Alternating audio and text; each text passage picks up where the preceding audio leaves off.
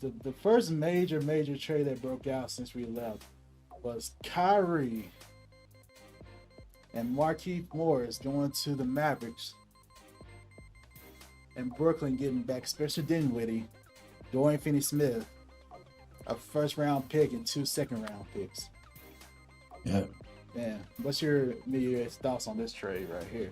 Kyrie actually played in his debut last night. He played pretty well. They won without Luka, by the way. Yeah. Against the Clippers. Yeah. Impressive win in his debut.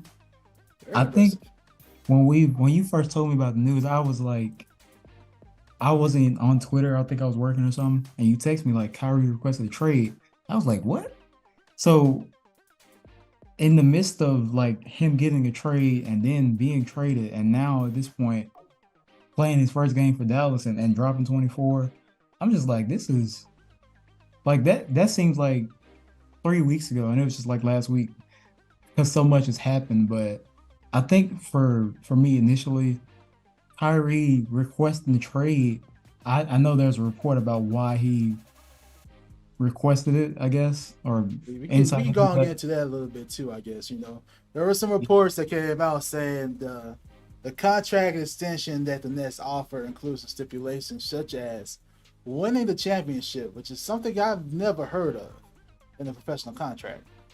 But at the same time, Kyrie is a player we've never seen before.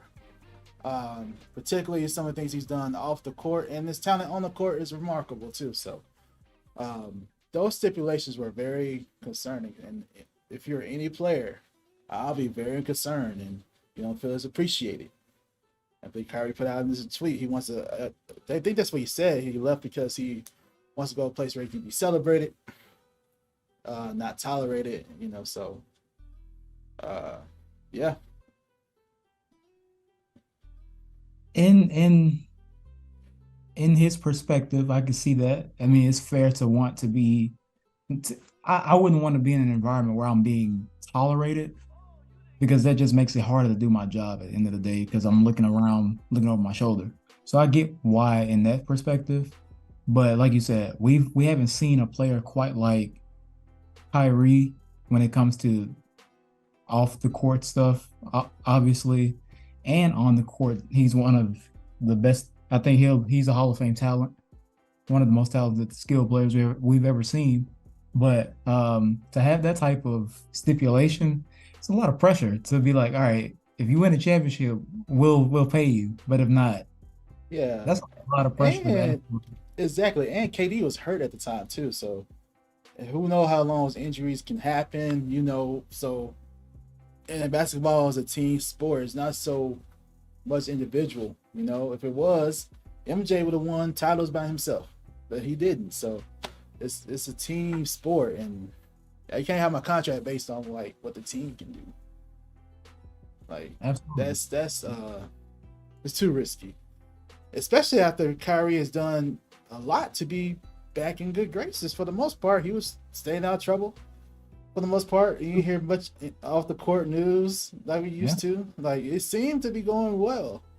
He was balling. Kyrie is like having one of his best seasons this season. Like he's balling out. Absolutely. He's And then starting to be to offered that contract, it's like a slap in the face, honestly. Yeah. I don't blame him. Like now that I understand more about it, it just was. I think if I'm a Nets fan, it's just so shocking and disappointing because he's been so great this year, having one of his greatest seasons since coming back from suspension, and the Nets are still playoff contending team even without Kevin Durant up until this point, obviously, but they were doing fine, and now to be where they are. Yeah, I can't wait to get to talk about that too in a second. But my immediate reaction to the Kyrie buzz is that all the teams that were still interested in Kyrie, despite the off the court issues, different teams questioned about him. They had the Lakers, of course, were interested, and of course the Mavs ended up getting him. I don't remember the other two teams that were interested. I believe maybe the Clippers. I'm not sure, but Joe Tsai is is bugging for this though. He said you are not going to where you want to go. You're not going to LA. You're not sniffing LA. You're not going to the Clippers. I'm not sending you to the Lakers. You're going to the Mavericks. I don't want you in my conference. You going over there. So you send him to the West and playing with Dallas alongside Luka. And one of my main questions I ask myself is the fit. How is this fit going to work? And watching the game yesterday, Kyrie can play off the ball. He can.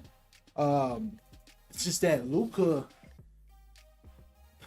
like Kyrie has played with the likes of LeBron James, who is, as we all know, like a prolific passer of the basketball. He's played with exactly. He's played with James Harden, who his playmaking skills are vastly underrated. James Harden is a really, really good playmaker. He's underrated for that. So, but my thing about Luka though, I don't know. But you know he has a passing skill set. He can make some beautiful, amazing passes. It's just that he's such. I don't know. It's like, can he? You know what I'm saying? It's like you got two ball dominant players, right? Mm-hmm. Is one ball dominant player willing to give up the ball in certain situations? Because can Kyrie stay involved off the ball? Right?